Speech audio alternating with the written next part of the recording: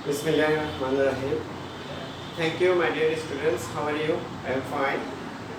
I hope you are well by the grace of Almighty Allah. Today, I would like to teach you use of right form of verbs. Previous class,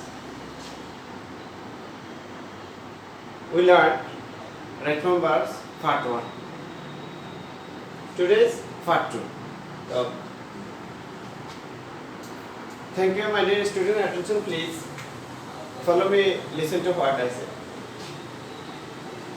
Simple sentence এ দুটি ভাগ থাকলে উদ্দেশ্য বোঝালে 2 plus b1 আর উদ্দেশ্য না বোঝালে b1 plus in কিভাবে আমরা একটা एग्जांपलের মাধ্যমে দেখে নিতে পারি I went to Dhaka see my friend এখানে went একটা ভাগ see একটা ভাগ সিম্পল সেন্টেন্সে দুইটা বার আমরা লক্ষ্য করলাম মাই ফ্রেন্ড আমি ঢাকা গেলাম আমার বন্ধুকে দেখতে তাহলে বন্ধুকে দেখতে মানে কি একটা উদ্দেশ্য নিয়ে আমি ঢাকা গেলাম অবশ্যই উদ্দেশ্য বোঝালে 2 আর উদ্দেশ্য না বোঝালে b1 ing আমরা একটু দেখে নিই I saw someone আমি কেউ একজনকে দেখলাম draw a picture তার মানে এখানে কোনো উদ্দেশ্য বুঝাচ্ছে না আমি কাউকে দেখলাম যে একটা ছবি আঁকতেছে কোনো উদ্দেশ্য নেই তার মানে এ একটা ভাগ এ একটা ভাগ দুইটা ভাগ যখন সিম্পল সেন্টেন্সে দুইটা ভাগ আসবে তখন আমরা পরবর্তী ভার্বের সাথে আইএনজি যোগ করব তাহলে এই ড্রয়িং এরপর আছে number 4 rule number 4 to be verb plus b1 plus ing to be verb plus b1 plus ing active voice হলে আমরা এটা অ্যাক্টিভ ভয়েসের এই রুলটা অ্যাক্টিভ ভয়েসের ক্ষেত্রে প্রযোজ্য হবে এবং আমরা রাইট ফর্ম ভার্বের বেলাও প্রযোজ্য হবে কারণ আমরা ভার্বের সঠিক রূপটা দিব তো অ্যাক্টিভ ভয়েস হলে অ্যাক্টিভ একটা লোক যেটা সাবজেক্ট নিজে ভার্বের কাজ করলে আবার to be verb plus b3 passive voice এটা অর্থাৎ সাবজেক্ট নিজে কাজ না করলে সাবজেক্টটা অলস হলে আমরা দিতে পারি একটা উদাহরণের সাহায্যে government is import sugar from Nepal এখানে অবশ্যই চিনি আমদানি করার জন্য একটা মাধ্যম আছে সেটা হলো সরকার তাহলে আমরা দিতে পারি government is importing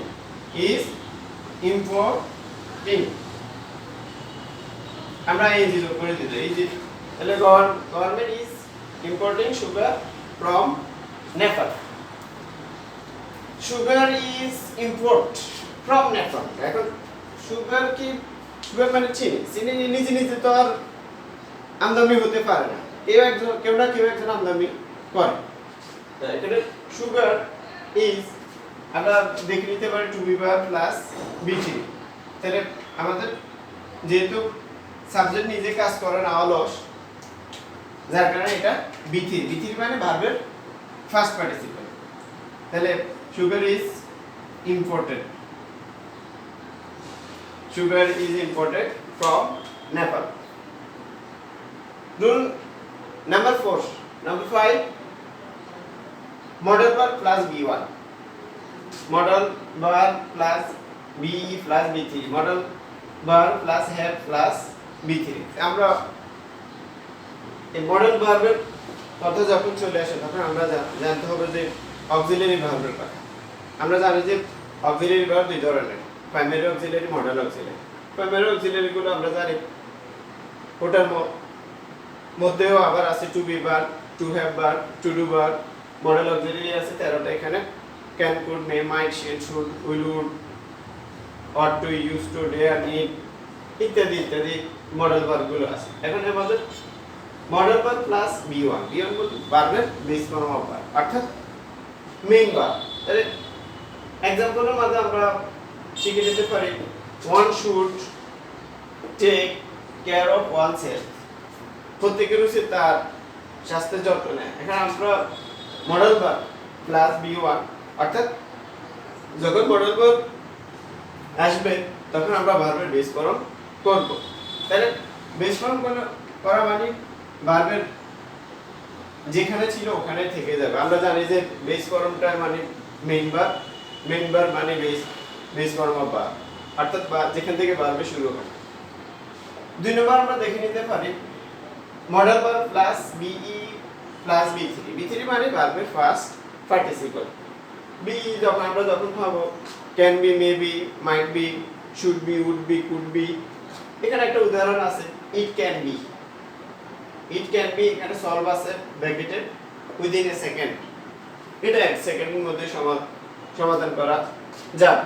তাহলে ইট can be, may be, might B, could B ইত্যাদি পরে ভার্বের বি3 মানে ভার্বের ফার্স্ট পার্টিসিপল। তাহলে সলভড, তাই না? It can be solved within a second. Third number কি আছে? Modal verb plus have plus বি3, মানে এখানেও ভার্বের first participle. He must have ব্র্যাকেটে আছে হিয়ার দেন ইউ। তাহলে আমরা অবশ্যই মাস্ট হ্যাভ যখনই আসে তখন আমরা এখানে কি করব? আমরা এখানে হিয়ার যোগ করে দেব, হিয়ার। তাহলে he must have hear the news. Let's next rule.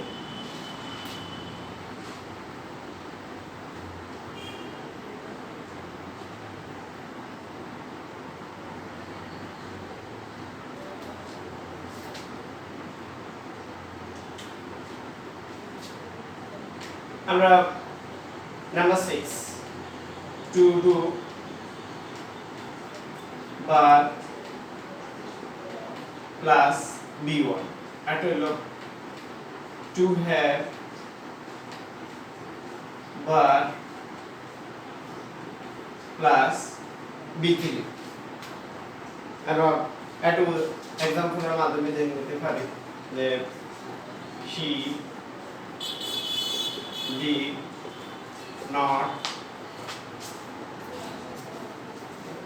did not phone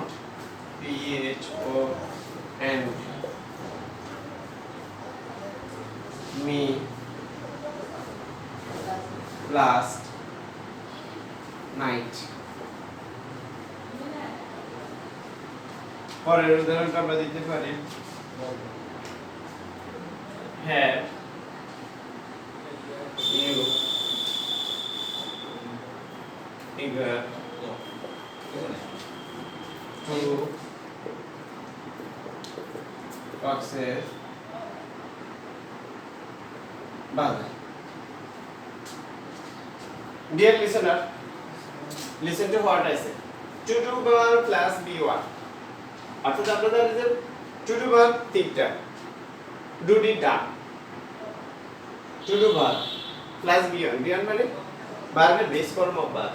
to have verb plus b3 মানে ভার্বের ফার্স্ট পার্টিসিপল। এটা আমরা এমনি জানি যে have has had এরপর ভার্বের ফার্স্ট পার্টিসিপল। আমরা এক্সাম্পলের মাধ্যমে দেখে নিতে পারি she did not phoned, এখানে ফার্স্ট পার্টিসিপল দিয়ে দিয়েছি। এখন আমরা কি ফার্স্ট পার্টিসিপল রাখবো? না, আমরা ফার্স্ট পার্টিসিপল রাখবো না। আমরা যেটা এটারে b1 করতে হবে, two do verb plus b1। Two do verb did আছে এখানে, টু ডু ভার্ব। তাহলে she did not phone me last night। have you ever, এখানে আমরা two have verb plus b3, তাহলে b3 কি হবে? মানে b এর ফার্স্ট পার্টিসিপল been, তাহলে have you ever been to Cox's Bazar. তাহলে এখানে প্রশ্নবোধক চিহ্ন দিতে হবে, যেহেতু অক্সিলারি ভার্ব have বাক্যের সেন্টেন্সের প্রথমে আছে। তাহলে have you ever been to Cox's Bazar. আমরা যাচ্ছি দ্বিতীয় রুলে।